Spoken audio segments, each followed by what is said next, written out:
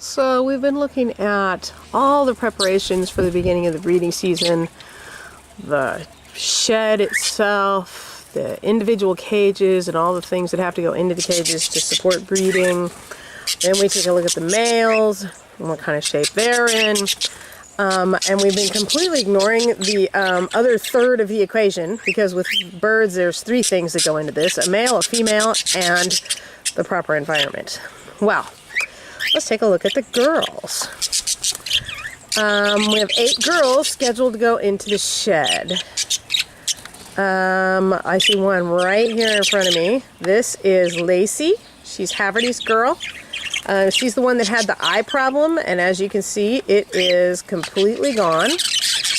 She's always had that kind of, I think she got bit or attacked at some point and has one strange kind of nostril and a slightly scarred up cere.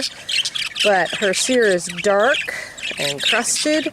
She is so fat she can't fly, and that's exactly what we want in a girl that is ready to go breed. You see what I mean about her cere is a little torn up. It's always been that way, but it's brown and crusted, and she is ready to go. I'm going to put her in there, and she and Haverty are going to be down to business in a hot second. Here's another one getting ready to go in. This is my little parakeet girl. This is Angel, who's actually probably 5 years old by now. She's a double factor Spangle, and she, you can tell, she's a fat little thing too. So hens will put on between 5 and 15 grams of body weight when they're in condition to breed. And that is because every single little smidgen of nutrient, of fat, of protein, of calcium that goes into producing an egg comes directly out of their bodies. So if you figure your hen lays between 5 and 8 eggs, and each one weighs, 3 to 5 grams, by the time she's done, she's laid half of her body weight and all of the nutrients that went along with that. So when you're heading into the breeding shed, you want your hens to be big and fat and heavy. So for instance, Marine right here she's breedable. I'm not breeding her right now. She's already bred twice this year.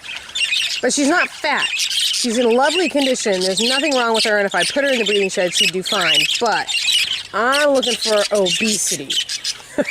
Okay?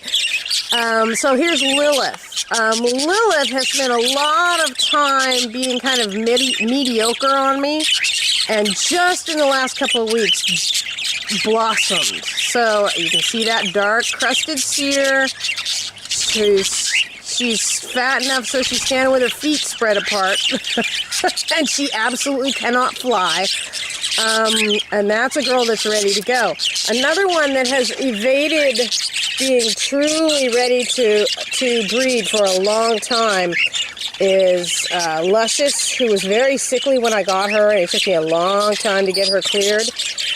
She's been out and laid a couple times. She's never laid more than 5 eggs, sometimes even less than that. She's an older hen, but what I'm seeing for the very first time is she is in serious condition. She's really, really heavy. Her feather is beautiful. There's absolutely nothing wrong with this girl, and she is ready and ripe to go. She is Limey's girl. Do you see that? I'm sorry I wasn't backed up enough. Okay, she's going to try and fly now. That's a hen that's ready to breed. She's so fat she can't fly. And that will go away when she starts dropping eggs. So it's a good thing that that's there. Let's see, who else is going out? There is Rainbow. Is that Rainbow? Or, yeah, that's Rainbow. Is that Rainbow or is that Azul? Oh, where'd she go? She done disappeared. There she is. I think that's Azul. So this is Storm's lady. And her mother, Rainbow, is right up here. Yeah, Rainbow's a little heftier. She's a little broader than Azul, a little more matronly.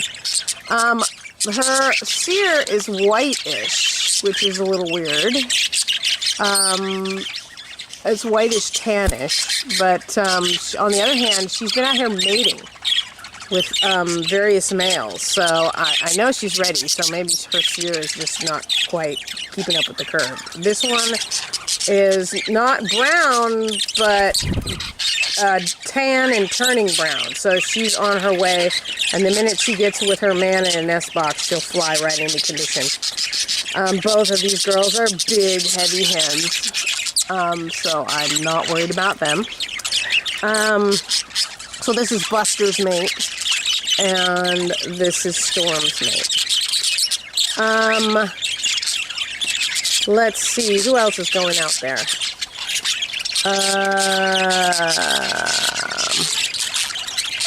Luscious and Lilith. Oh, here is Gidget. Now this is the one girl I'm a little worried about.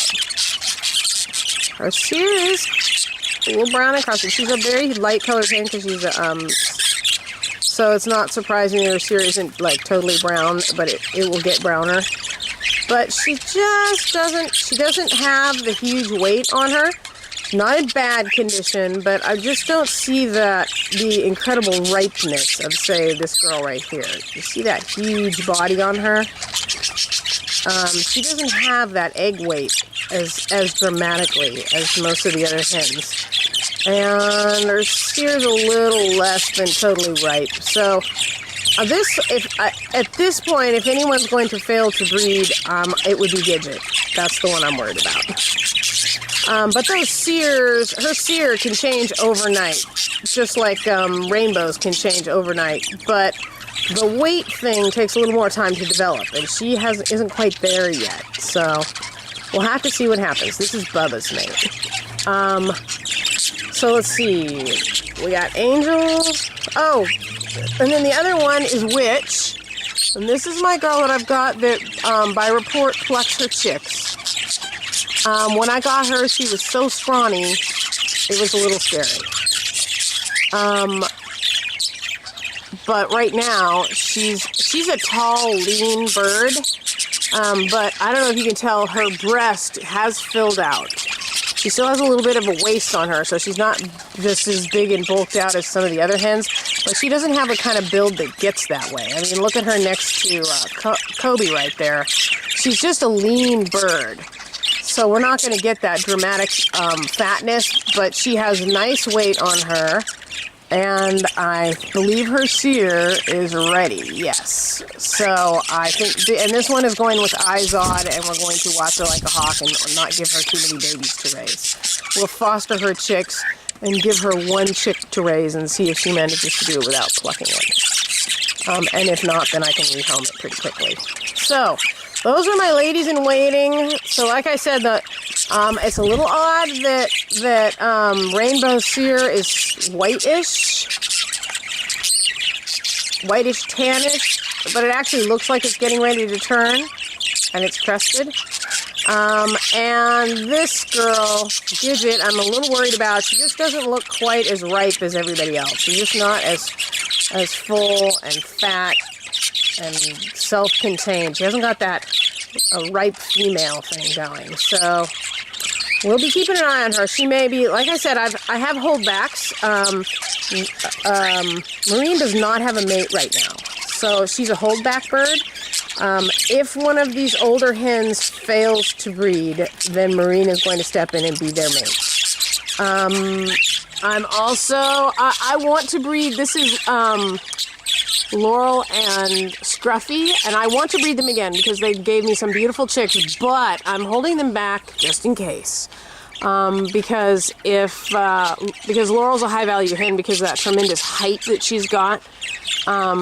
So she can be a step in, and also that new gray hen that I bought that's over in the girls' flight is a stand-in hen. So if any of my hens don't manage to produce with their males, then I have a hen I can stick in, and that's the whole purpose of putting those 8 pairs in the shed 2 weeks early.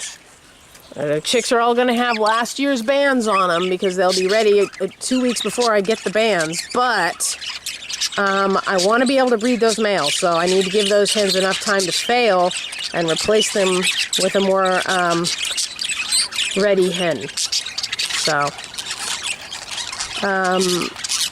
this is unfortunate. That's Peabody and Katesh, and they are not slated to go together. But they think they are getting together. It's a light bond. They are both a year old or more. So they haven't bred or set up camp, so it should break up pretty easy. Oddly, Kitesh is slated for, this is Aquinas, who is Peabody's uncle. And Peabody is slated for Miss Cloudy up there. The two of them seem so alike, you'd almost say, well, what difference does it make? Since she's already trying to bond to Peabody, why not let them stay together? Since Peabody and Aquinas are so alike. But genetically speaking, they are not alike. Aquinas is Peabody's uncle, so he's a generation back. Peabody is bigger than Aquinas, and his father is Storm. So he has, although Peabody does not have great feather, he has a father that has great feather. Aquinas does not. He has that typical size of the rainbow line, but he hasn't had the good feather injected in yet. So, Cloudy up here has astonishing feather, and I want to match her to Peabody because I know that he has good feather genes in there. Whereas for Kitesh and the recessive pied line, I just want to put some size on it. So for this generation, Aquinas is perfect. So it's going to be Aquinas and Kitesh, Peabody and Cloudy. Let's see who else is going to be going in together. Of course, we will keep Sky and Jester together. Their baby boy is the one in the kitchen that is not doing well. I'm very sad about that. Who else? Fluffy right there, of course, has her Sprite, whom I think is this guy right here with his back to me. But they're going to be going in a week or two later than everybody else because they just got out. It's been about 3 weeks now, and so they're going to get another 3 weeks before I put them back in again. Fluffy was skinny as a rail when I put her out here after bringing up her last 2 chicks, and just in the last few days, she's all of a sudden bulked up, so she's getting there. Oh, and these two, of course, this is Kobe and Coco. We'll go back out in a couple weeks, too. So there's a bunch more pairs in here. Sparky down here, who's flirting with little Miss Angel, is not fertile anymore. He doesn't know he's not fertile, but he's not. And then there's old Blue over here, whom is a big, tall, beautiful bird, and he's 7 years old. I've had him forever, and I never got any chicks out of him, so I think he was always infertile. And of course, there's Razzle and Remington right there. Remington's back there. They'll be going out. Again, they'll be going out later than everybody else because I'm going to make sure they get at least 6 full weeks recovery before I breed them again. And I'm looking for Remington to gain that weight as well. So most of the birds in here have 2 weeks. These guys have 3 to 4 weeks to go. Did I miss anybody? And then, of course, provided I don't have to pull Laurel for anybody else, I'll put Laurel and Scruffy back out too. So pretty much everybody in here is headed for the breeding shed except for Blue because he's infertile, Sparky because he's infertile, Marine because she has not got a mate right now and she's already bred for me twice this year. And everybody else in here is part of a bonded pair and headed for the breeding shed. So I had a request, somebody wanted to see how I catch my birds. I'm trying to figure out how I'm going to videotape that, because of course I need 2 hands to catch them. So, tomorrow I think is the big day. I'm going to come out and catch girls, so I'll see if I can figure out a way to mount the camera so I can videotape me catching birds.